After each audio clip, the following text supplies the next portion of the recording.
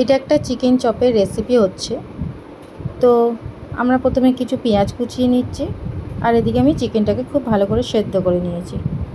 তেলটা গরম হয়ে গেলেই দিয়ে দেবো রসুন আর পেঁয়াজটা। পেঁয়াজ রসুনটা ভালো করে ভাজা হয়ে যাক, ততক্ষণ আমি চিকেনগুলো ছাড়িয়ে নিই। তো দেখুন এবার পেঁয়াজটা ভালো করে ভাজা ভাজা হয়ে গেছে। এবার দিয়ে দিলাম চিলি ফ্লেক্স।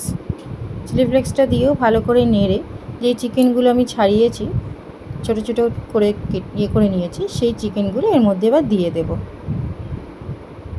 চিকেনগুলো দিয়ে দেওয়ার পরে খুব ভালো করে মিশিয়ে নিতে হবে। এবার এর মধ্যে আর কিছু মশলা দিয়ে দেব, যেমন হচ্ছে আপনার নুন দিয়ে দেবো, একটু কাঁচা লঙ্কা, আর যে আগের থেকে চিকেন আর আলু একসাথেই সেদ্ধ করেছিলাম সেই আলুটা একটু ম্যাশ করে দিয়ে দেবো।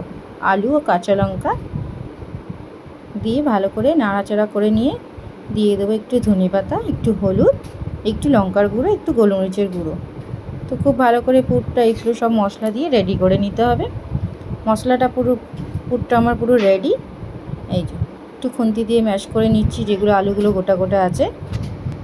তো এদিকে পুরটা একটু ঠান্ডা হয়ে গেলে এবার হাতের সাহায্যে, হাতের যেটা শেপ দিতে চাও, আমি এরকম লম্বা লম্বা করে একটু শেপ দিলাম।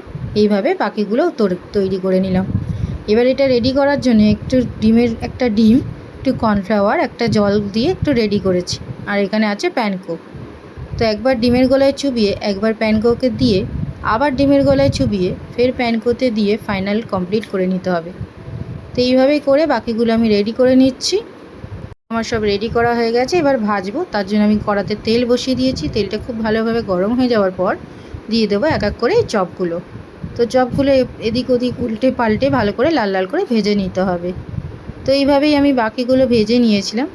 এবার দেখুন কি সুন্দর দেখতে লাগছে, লাল হয়ে গেছে এক পিঠটা, আর এক পিঠটা উল্টে দিয়ে ভালো করে লাল লাল করে ভেজে নিলেই কমপ্লিট আমাদের চিকেন চপ।